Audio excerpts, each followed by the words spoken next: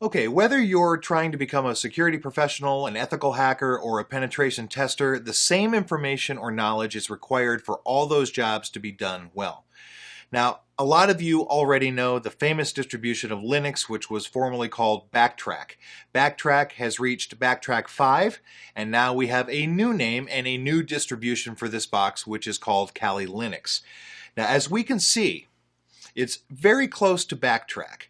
The same tools are still there, so if you're used to Backtrack and you'd like to keep that, that's fine. Or if you have your Linux machine and install the tools you require that you need for that machine, well, that's perfectly fine as well, whatever you need to work for you. Now, we do recommend beginners in the security field to use a machine like Kali or Backtrack because it has all the tools installed and is ready to be used. Now, you really don't need to mess with Linux and install all these tools to know which is best for use or which one you'll be more comfortable using. Kali and Backtrack have all the tools installed, and you can really start learning how to use them right away. So it's recommended that after you know your way on Linux, that you set up your own machine and install only the tools that you're going to need. Now, whether you are a pen tester or a security professional working for a company, it doesn't matter, it's the same set of rules. So when performing penetration testing, there are several steps to be performed and should be closely followed. You can't start by exploiting a system that you know nothing about. So depending on the pen test we are performing, whether it's white, gray, or black box, the information given to us is going to vary. Now imagine that we are performing a white box pen test. We already have most of the information, so maybe we can skip gathering information and actually get right to it and start scanning.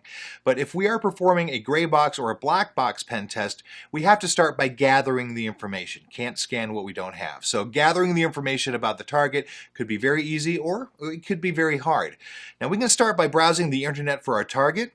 We simply need a browser, and we can start by going to Google and Googling our target. Now we can use Google operators, which we will actually talk about in a different chapter, to find more information or specific information about our target. We can start by browsing our target. So we have gathered a bit of information, mainly what domains are used. We can then navigate to Whois.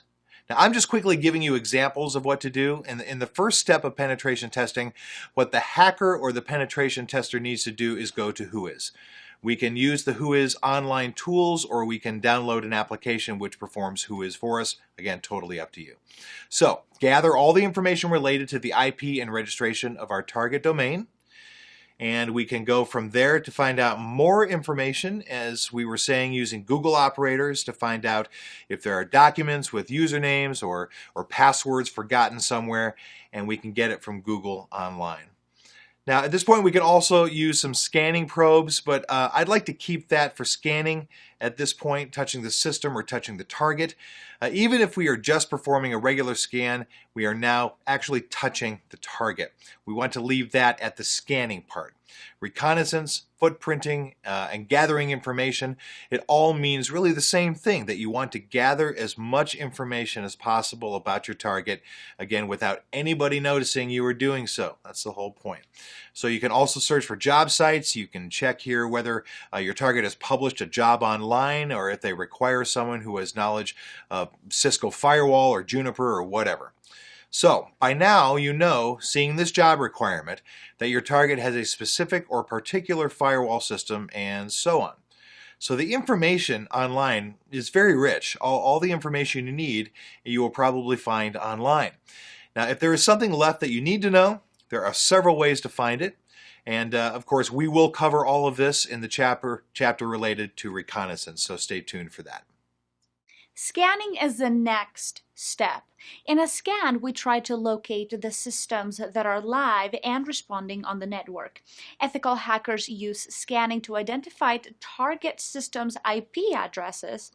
Scanning is also used to determine whether a system is on the network and is it available. We can use scanning tools to find out IP addresses, types and versions of operating systems, applications and services are running on a computer, assuming they are opened to the outside world, or if the ports are opened to listen to. There are two types of scanning. One is port scanning and the other is Scanning. Port scanning determines open ports and services. Network scanning identifies IP addresses on a given network or a subnet.